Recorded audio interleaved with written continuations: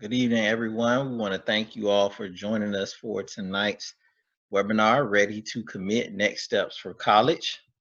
And so I'm sure there are some other folks who will be joining us late, but again, for the sake of time, we're going to go ahead and get started so that we don't take up you guys' evening.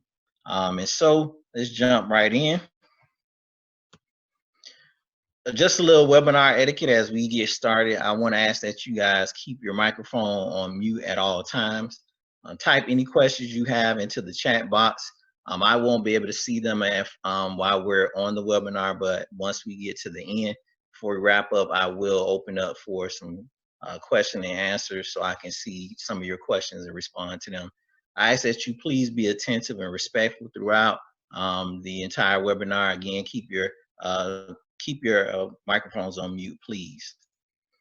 And so our agenda for tonight, one, I'll introduce you to the KTC Jacksonville team. We know we have some visitors who may not be in the Jacksonville area or familiar with us coming on to the webinar. So we'll introduce the team, you guys.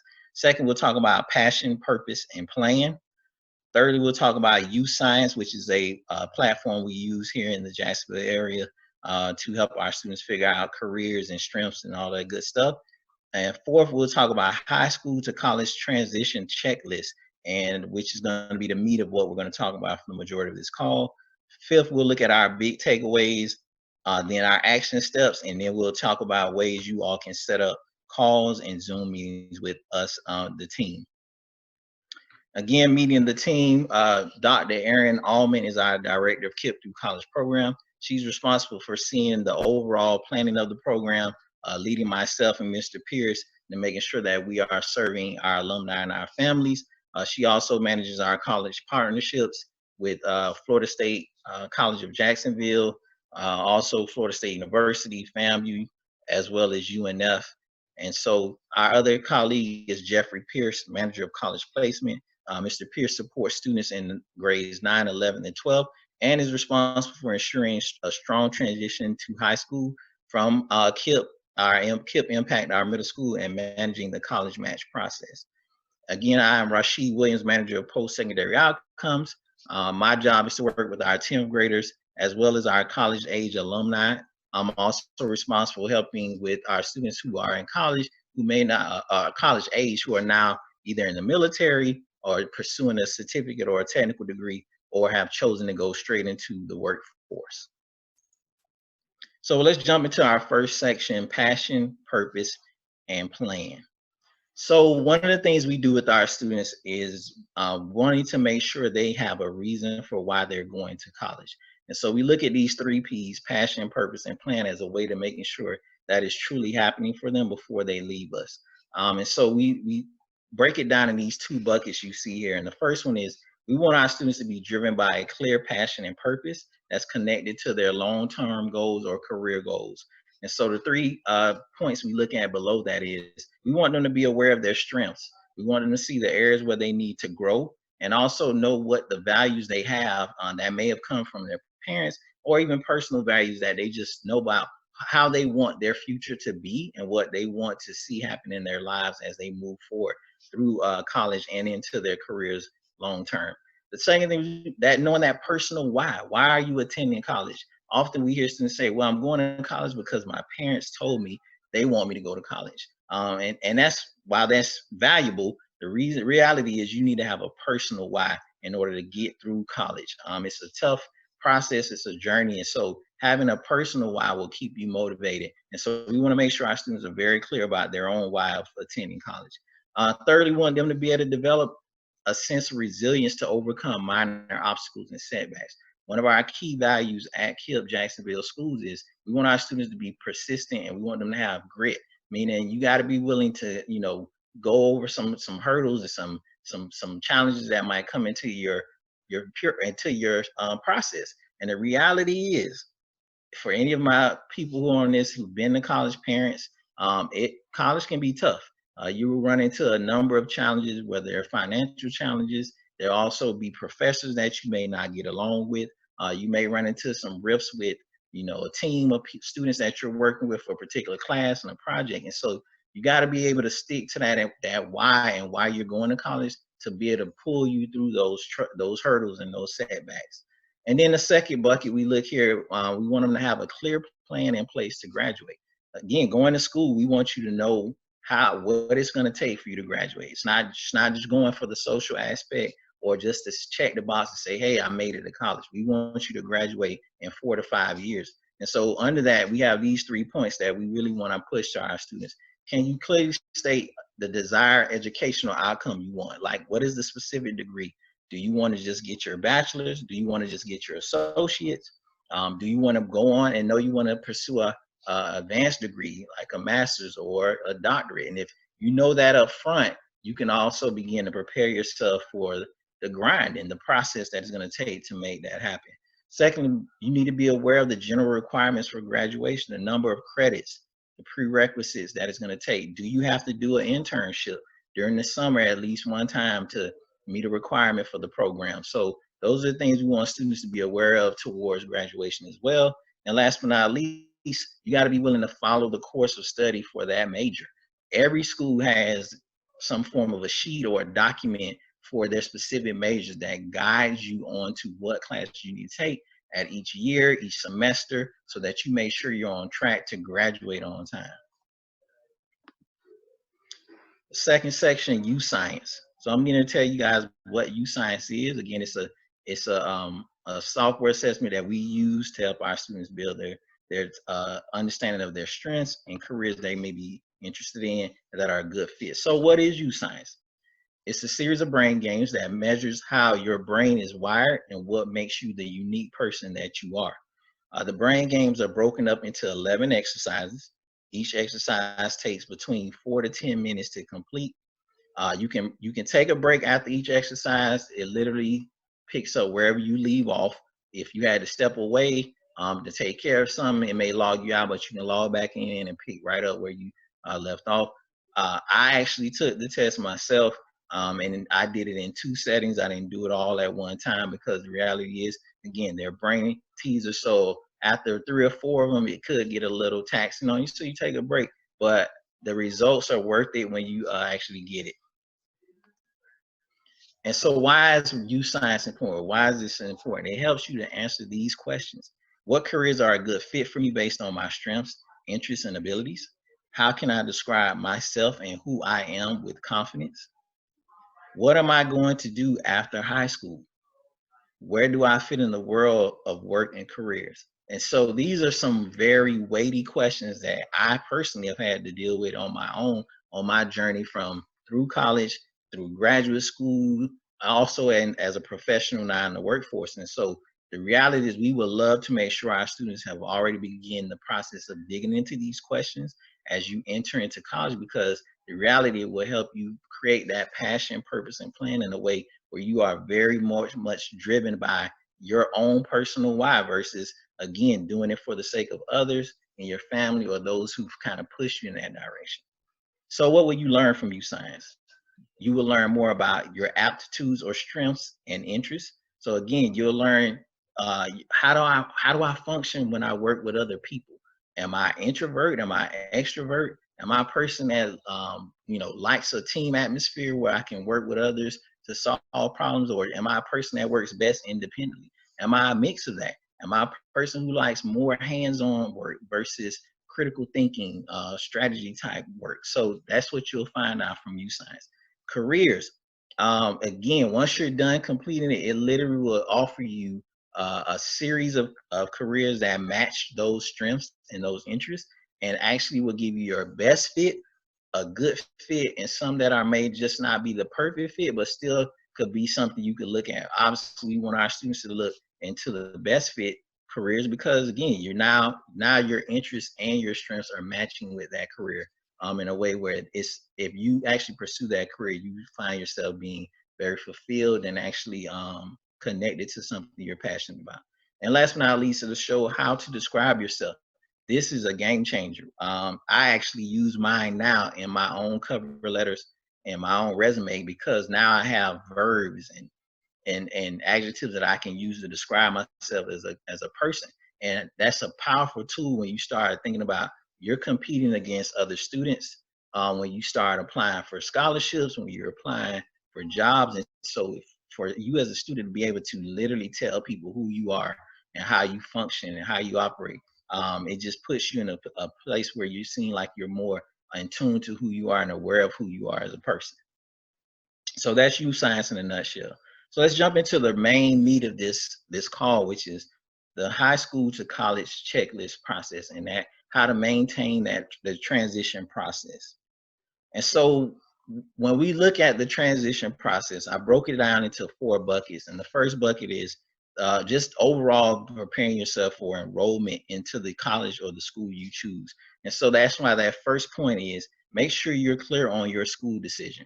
One of the things we talk about a lot in our team is when we're talking about that college match, we look at fit, and we look at like the heart of it. Are you going to a school where you feel connected to that university, to that college, whether it's the major, whether it's the social activities that's available to you, whether it's location, distance, cost of attendance, all those things matter. And so you want to make sure you make a clear decision on the school you're going to. And I know in this COVID-19 time where we've kind of been restricted in our travel, some of you all may not have had the chance to see the campus of the school you're going to make a big decision on. Well, I want to encourage you that, hey, you can go to their website. You can look through their majors, the academic programs they provide. Most schools provide a link to like the social life, talks about fraternities, sororities, their athletics. Go literally explore that website before you make that decision. Some schools are actually even offering virtual college tours online. Click on it. Again, it's not like you're stepping foot on campus, but again, you get to see a side of the campus that you may not already have. So I want to encourage you before you say, yes, I know I'm going, to use those resources. And for those who are already clear, great. Okay, so second thing is log into your school portal and email address. Many of you, if you've already been accepted, they've sent you an email with a username and a password to access your own personal portal. Go in, set your email address up. The reason that's important is because a lot of schools do not communicate through snail mail. What is snail mail for you all, younger people? That's you receiving something in the mail from the mailman or mailwoman coming and dropping that off to your house. Those days are getting very rare with schools. A lot of their correspondence is going to be through email. So you want to have that email up and active and ready to go so you can log in any information they're trying to express or share with you.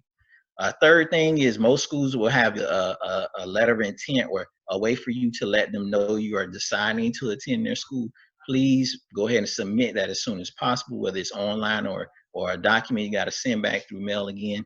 And also submit that enrollment fee. Now, what I will say about enrollment fees, some schools will actually waive that enrollment fee and let it come out in the fall when once you're on campus, they'll make it a part of your fees that will get covered in your financial aid. So don't let that be a hurdle where you say, man, I don't have my enrollment fee up front. Well, hey, reach out to the school and their admissions department. Say, hey, is there a way to waive that enrollment fee? I don't want that to stop me from being able to go to school. For our KIPP Jacksonville alumni, please reach out to myself and Dr. Allman. We do have resources to try and support you guys with those fees as well. Fifth thing you want to do is submit your immunization records. You all have been in school now. Here we are, 12 years. If at every point of that journey, from preschool to primary years, and also in middle and high, you've had to have those immunization records updated with you taking vaccinations over time. And what colleges want to do is make sure that you are coming to them as a healthy individual who's had all those important vaccinations. As you know, again, with us in this time of COVID-19, who knows what may be happening in the next 5 years. COVID may be one of those things where vaccinations are needed up front. So schools want to make sure you're coming to them healthy, already on point, so that you are healthy for yourself, but also for the other students, as well as the staff on that campus. Next, you want to make sure you have your high school send your final high school transcripts to the college. This is important because the transcripts you sent them to apply only have your freshman to your junior year of grades on there. And you had to probably tell them what classes you're taking for your senior year, but there's no final grades for them to see. What colleges want to make sure is, hey, one, did you do all you had to do to get the credits you needed for that last senior year for the classes that were outstanding, and to make sure they know what your final GPA is, and to see on that transcript that you officially graduated from that school, because obviously they can't have you on campus if you're not already graduated from high school. So you want to make sure you take care of that. And obviously, with things being a little different this year, I'm sure that the registrar offices at your high school have a plan in place to make sure that happens. But you want to make sure you follow with them as well to make sure they're sent to the correct school. And lastly, register for some new student orientation. This is big. New student orientation is going to be your opportunity to learn as much as you can about that campus.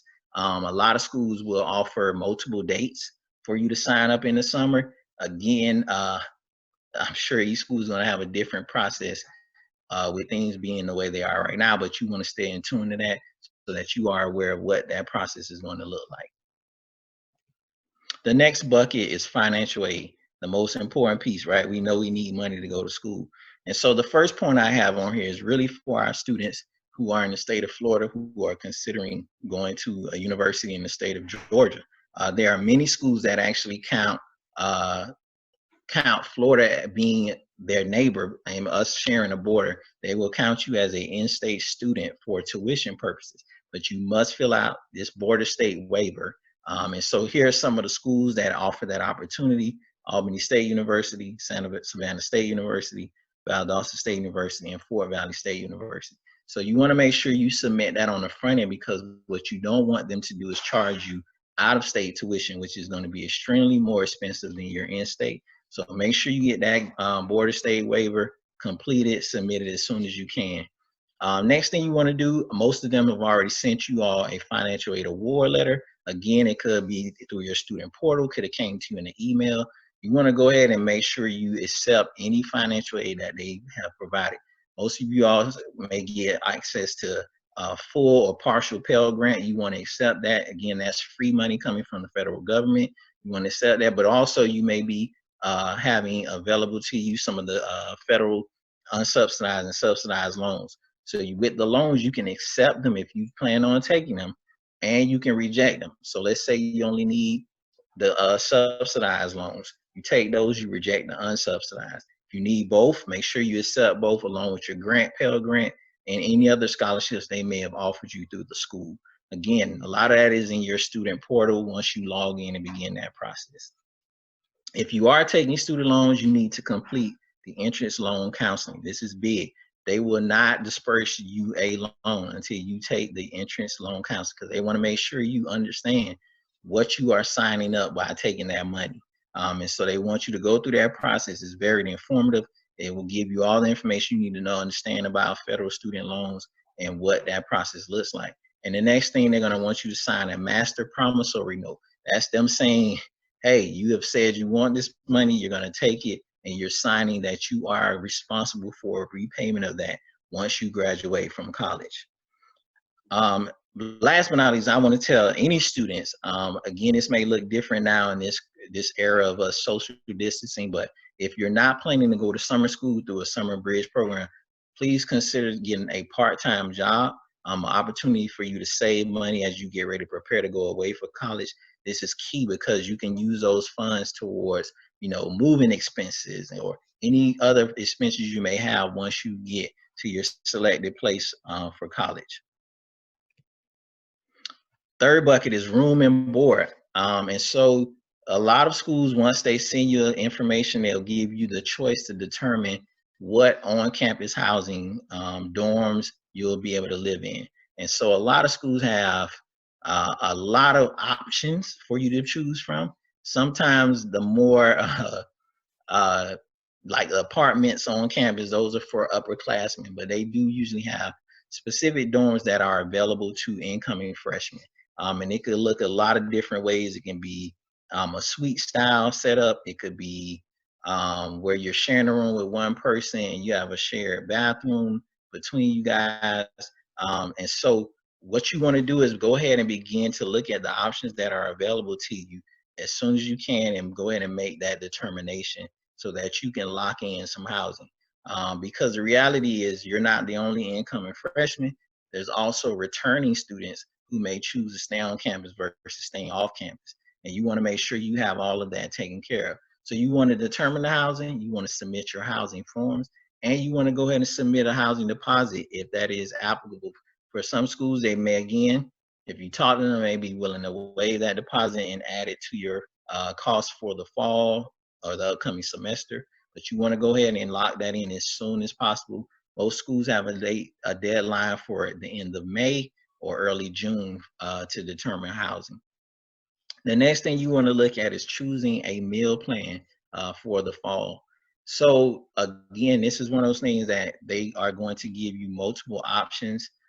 You got to really begin to talk with your parents about both of these housing and meal plans, because the reality is, if you're a student living on campus, the chances of you going to the cafeteria or to the student union where there's other restaurants, Chick-fil-A, Pizza Hut, chance of you going down there 3 times a day is not realistic, right? So you have to talk to your parents and say, hey, I know chances are I may only eat on campus twice or once. And so you can actually pick a plan that will give you that flexibility. Obviously, the cost for a plan where you're not eating on campus as much will be less than one where you are eating 3 or 4 times a day. The same with housing. Depending on the amenities in that dormitory, you could end up cutting some of the costs by just staying in some of the more nice housing, but it doesn't have all of some of the other bells and whistles that some of the other dorms have. So you can control that cost. So again, parents and students, make sure you guys kind of sit down and talk about that to come to the best fit for your student and for you as a student. And last but not least, if you are a student that plans to take a car on campus, you can't just park anywhere on most college campuses. They have all kind of identifiable parking for staff, faculty, and students. And so you want to make sure you have that parking decal so that you, one, can park on campus legally, but also so that when you do park into the designated student parking, you're not getting a ticket. And take it from me, a person who did have a car on campus, I got my fair share of parking tickets. And Florida State made sure I paid them if I wanted to get my report cards on time. If I wanted to graduate, they had to be paid on time. So that's another thing you don't want to play with if you plan on taking a car on campus. The last bucket, academics, which is the most important part as well to your journey. You need to check to see if you need to take any placement tests. And I know some of you may be saying, well, Mr. Williams, I took the SAT, I took the ACT, we sent my scores in when I actually applied to this school. The reality is some schools still will require you to take a placement test so they can determine what classes you are ready to take from day one once you approach their campus. Again, not all schools require, but some schools will. They will allow you to take them remotely. It's not like you have to take them on campus. Some schools may require that, some may not. So again, follow up with your school and to see if that's something you have to take care of. If you do, make sure you go ahead and schedule that placement test as soon as possible. And you want to make sure those scores are submitted before the deadline, because again, you don't want anything to stop you from starting the classes you want to take. And a lot of it is too, you don't want to have to take remediation classes because you didn't take the placement test. And so remediation classes really, they cost money, but they don't go towards an actual grade towards your GPA in college. Those are courses that are only prepared to get you starting and ready for college level courses. There's nothing wrong with them. I took 1 or 2 during the summer prior to me going my fall semester, but reality is if I know what I know now, I would have been a lot more practical, probably seeing if I could have took a placement test to opt out of some of those courses. All right. For my students that are participating in Summer Bridge course, you want to make sure you're on top of that now. Actually, one of our alumni actually sent me a notice of her Summer Bridge program and them showing them all the steps they need to take now. And so here we are in April and she's getting that information. So if you are participating in any form of Summer Bridge program, you want to go ahead and get that ball rolling on that as soon as possible. Again, you've already registered for new student orientation. You want to make sure you attend. Most schools, again, will offer different dates. So sit down with parents and see what date works best for you and them. Obviously, with the travel restrictions, hopefully by most schools will offer orientation in June and July and part of August, depending on when they start. So you want to sit down with your parents and start mapping that out as soon as possible. And last but not least, after you complete new student orientation, you want to meet with your advisor on campus and register for classes for that fall semester. This is important because your advisor is going to be that person who's going to hold your hand.